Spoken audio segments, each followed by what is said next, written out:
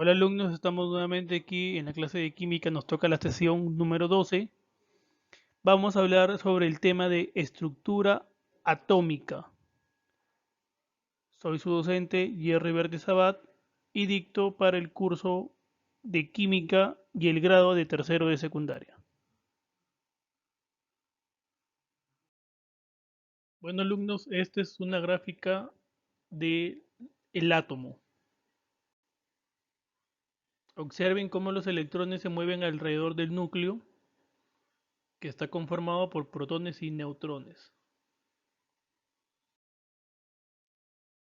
Hablemos un poco de historia. En el siglo V a.C., el filósofo griego Demócrito expresó la idea de que toda la materia estaba formada por muchas partículas pequeñas e indivisibles, las cuales llamó átomos, que significa indestructible o indivisible.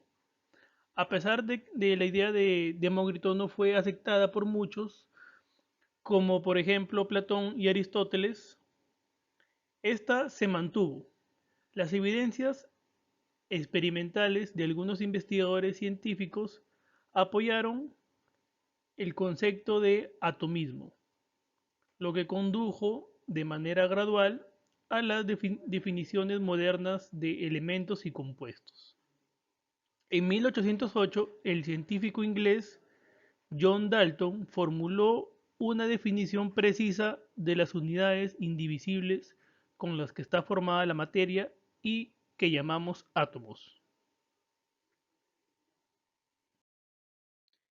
El trabajo de Dalton marcó el principio de la era de la química moderna. Las hipótesis sobre la naturaleza de la materia en las que se basa la teoría atómica de Dalton se puede resumir en las siguientes expresiones. Los elementos están formados por partículas extremadamente pequeñas llamadas átomos. Todos los átomos de un mismo elemento son idénticos, tienen igual tamaño, masa y propiedades químicas. Los átomos de un elemento son diferentes a los átomos de los demás elementos. Los compuestos están formados por átomos de más de un elemento. En cualquier compuesto, la relación del número de átomos entre dos de los elementos presentes siempre es un número entero o una fracción sencilla.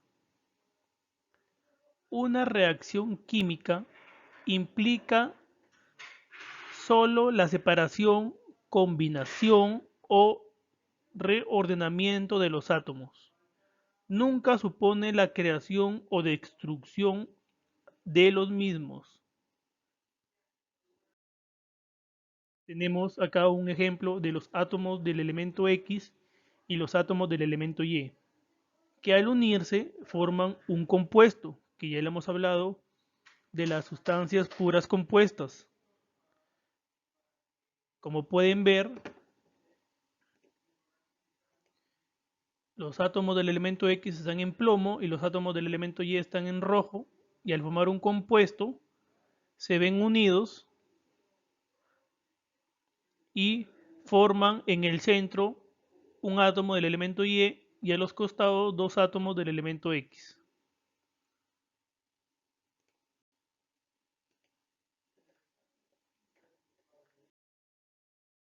La segunda hipótesis establece que los átomos de un elemento son diferentes de los átomos de todos los elementos. Dalton no intentó describir la estructura o composición de los átomos. Tampoco tenía idea de cómo era un átomo, pero se dio cuenta de que la diferencia de las propiedades mostradas por los átomos, como el hidrógeno y el oxígeno, solo se pueden explicar a partir de la idea de que los átomos de hidrógeno son distintos de los átomos de oxígeno. Podemos ver en la imagen el átomo de hidrógeno, el cual tiene solamente un electrón, el átomo de carbono, el cual tiene 6 electrones, el átomo de nitrógeno, el cual tiene 7 electrones, y el átomo de oxígeno, el cual tiene 8 electrones. Como ya ustedes tienen conocimiento, primer orbital eléctrico más externo, el cual contiene más electrones.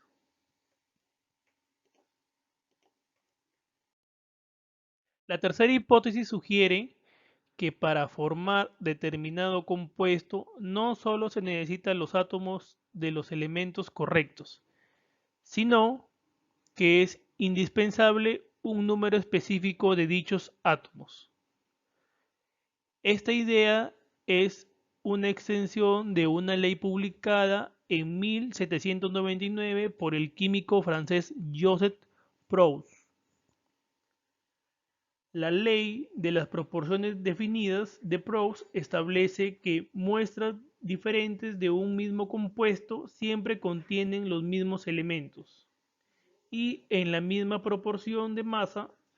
Así, si se analizan muestras de dióxido de carbono gaseoso obtenidas de las diferentes fuentes, en todas las muestras se encontrará la misma proporción de masa de carbono y oxígeno.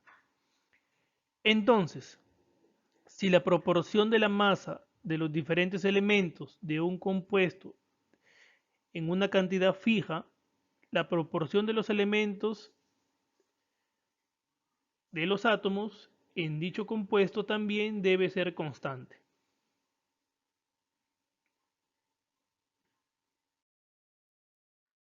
Asimismo, la tercera hipótesis confirma otra importante ley, la ley de las proporciones múltiples.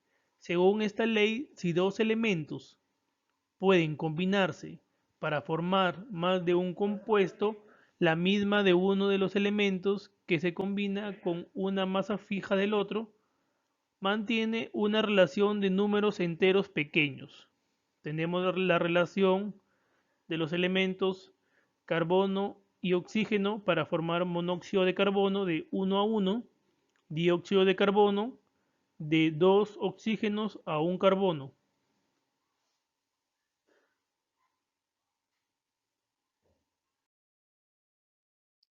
Asimismo, la cuarta hipótesis de Dalton es una forma de enunciar la ley de la conservación de la masa, la cual establece que la materia no se crea ni se destruye debido a que la materia está formada por átomos que no cambian en una reacción química.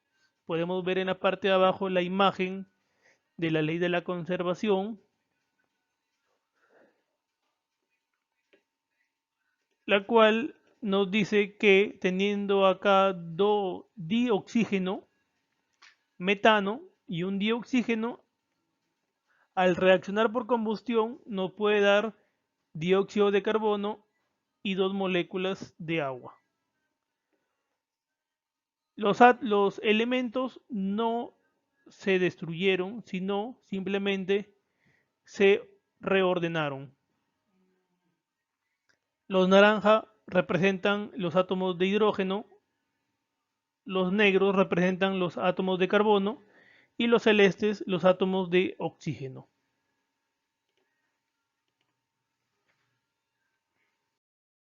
Estructura del átomo.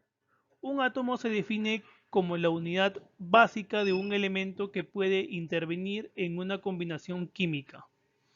Dalton describió un átomo como una partícula extremadamente pequeña e indivisible. Sin embargo, una serie de investigaciones iniciadas alrededor de 1850 y que continuaron hasta el siglo XX demostraron claramente que los átomos tienen la estructura interna, es decir, que están formados por partículas aún más pequeñas, llamadas partículas subatómicas. Estas investigaciones condujeron al descubrimiento de tres partículas: electrones, protones y neutrones.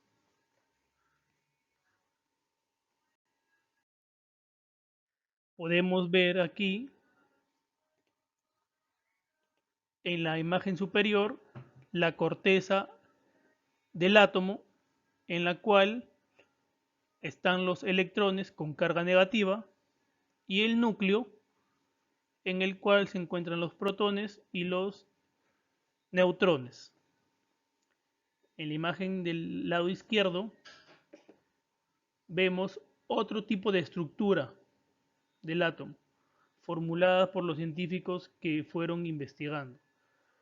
Vemos los electrones, como los han representado ellos, y de la misma forma vemos el núcleo, que está formado por protones y por neutrones. Tenemos un ejemplo de un elemento en el átomo de carbono, los electrones en la parte externa, los protones en la parte del núcleo junto con los neutrones. Pero como el carbono es una partícula sin carga, es decir, tiene 6 protones y por ende va a tener 6 electrones.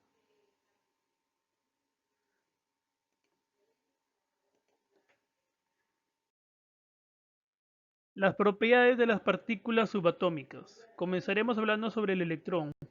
Es una partícula subatómica de tipo fermiónico, comúnmente representado por el símbolo E negativo. En un átomo, los electrones rodean al núcleo. Los electrones tienen una masa de 9.10 por 10 a la menos 28 gramos. Son tan livianos que apenas contribuyen a la masa total de las sustancias. Su movimiento genera la corriente eléctrica, aunque dependiendo del tipo de estructura molecular en la que se encuentren. Necesitarán más o menos energía para desplazarse. Estas partículas desempeñan un papel primordial en la química, ya que definen las atracciones entre los átomos. En 1910, el físico neozelandés Rutherford descubrió el protón, el cual es una partícula subatómica con carga eléctrica elemental positiva. Tiene una masa de 1.836 veces superior a la del electrón. Experimentalmente se observó que el protón es estable, aunque algunas teorías predicen que el protón puede desintegrarse en otras partículas. El protón y el neutrón en conjunto se conocen como nucleones, ya que conforman el núcleo de los átomos. En un átomo, el número de protones en el núcleo determina las propiedades químicas del átomo y qué elemento químico es. Podemos ver en la imagen, en la parte número izquierda, la letra A, donde el físico realizó el experimento para determinar los protones. El neutrón es una partícula subatómica, un nucleón, porque se encuentra en el núcleo, sin carga neta, presente en el núcleo atómico de prácticamente todos los átomos excepto el protio. Aunque se dice que el neutrón no tiene carga, en realidad está compuesto por 3 partículas fundamentales cargadas llamadas quarks, cuyas cargas sumadas son cero. Por lo tanto, el neutrón es un barión neutro compuesto por 2 quarks de tipo abajo y un quarks de tipo arriba.